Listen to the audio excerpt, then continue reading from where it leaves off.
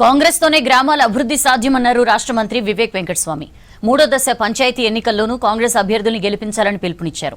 మంచిర్యాల జిల్లా చెన్నూరు నియోజకవర్గంలోని భీమారంలో ఎన్నికల ప్రచారంలో పాల్గొన్నారు మంత్రి. ఆర్థిక ఇబ్బందులున్నా సంక్షేమ కార్యక్రమాలను ఆపడం లేదన్నారు.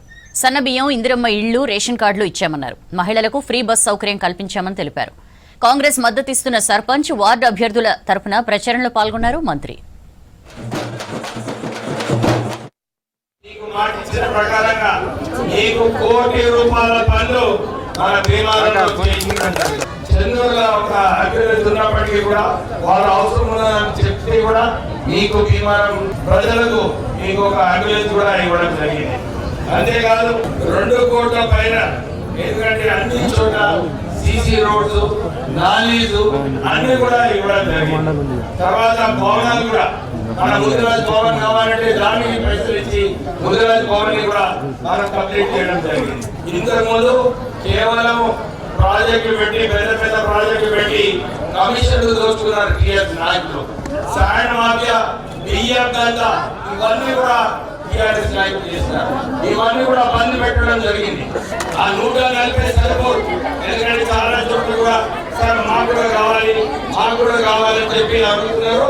మళ్ళా ఈ డిసెంబర్ తర్వాత మళ్ళా జనవరిలో నాకు మళ్ళా ఎమ్మెల్యేగా ఉన్నందుకు నాకు మళ్ళా 3,500 ఇల్లు వస్తాయి.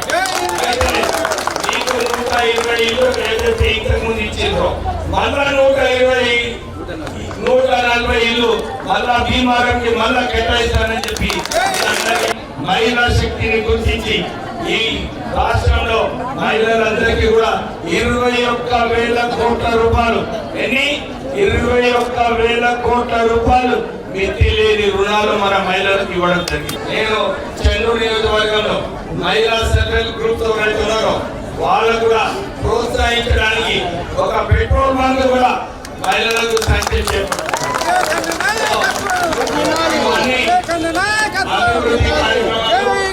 ముఖ్యమంత్రి ఏమన్నాడు, ఈ సర్పంచ్ ఎలక్షన్లలో మంచి వ్యక్తులను గెలిపించుకుంటే నేను ఎక్కువ నిధులు ఇస్తానన్నాడు. అన్నా లేదా? అయితే మన మీద కూడా ఈ బాధ్యత ఉంది కదా. ఏమన్నా ఒప్పుకుంటారా లేదా? ఒప్పుకుంటున్నాం. కొందరు సర్పంచులు అయితే మేము ఆ దందా చేస్తున్నామని చెప్పి కుదరదు, కానీ అది దాంట్లో పోవద్దు. పైసలు ఖర్చు పెడతారు, ఓట్ల కోసం పెడతారు. కానీ మనకి ఊరికి ఏం చేయాలి? మనము అప్పుడు ఊరికి మనం అభివృద్ధి బాటలు తీసుకోవాలి. అభివృద్ధి బాటలు తీసుకోవాలంటే నీతి నిజాయితీగా ఎవరైతే పనిచేస్తారో, మీకోసం పనిచేస్తారో వాళ్ళకు ఓటు వేస్తేనే మనకి ఎక్కువ నిధులు వస్తాయి. మీకు ఎక్కడైతే మీకు చెప్పిందో ఇప్పటివరకు మనం 2 కోట్ల రూపాయలు భీమారం గ్రామానికి ఇవ్వడం జరిగింది. మళ్ళీ ఒకసారి మీ అందరికీ మాటిస్తున్నా, జనవరిలో మీకు మళ్ళీ సుమారు 1 కోటి రూపాయల వర్క్స్ మళ్ళా పెడతానని చెప్పి వాళ్ళకి ప్రభావం మీ అందరికీ కూడా నేను మాట్లాడడం జరుగుతుంది.